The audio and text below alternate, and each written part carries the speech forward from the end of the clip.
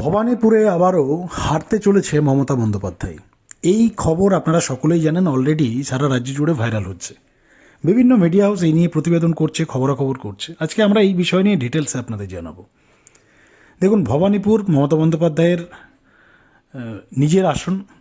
আপনারা সকলেই জানেন, লাস্ট বিধানসভা ইলেকশনে মমতা বন্দ্যোপাধ্যায় ভবানীপুর ছেড়ে নন্দীগ্রামে আসে।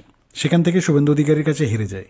তারপর আবার হেরে যাওয়ার পর দল তার ক্ষমতায় আসে, দল জয়ী হয়, কিন্তু মমতা বন্দ্যোপাধ্যায় হারে।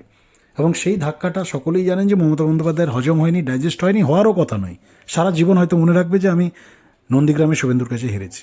তারপর আবার ভবানীপুরের ভোটে তিনি বা ইলেকশন হয় এবং সেখান থেকে জয়ী হয়। কিন্তু এবারে যা রেশিও দেখা যাচ্ছে এই এসআইআরের পরে, ভবানীপুরের আসনেও কিন্তু বিজেপি বড় খবর আসছে। ভবানীপুর থেকে সম্ভবত অভিজিৎ গাঙ্গুলি, প্রাক্তন বিচারপতি কলকাতা হাইকোর্টের, তাকে হয়তো প্রার্থী করা হতে পারে। আবার এ ধরনের খবর আসছে যে শুভেন্দু অধিকারী নিজেই সেখানে লড়াই করতে পারেন।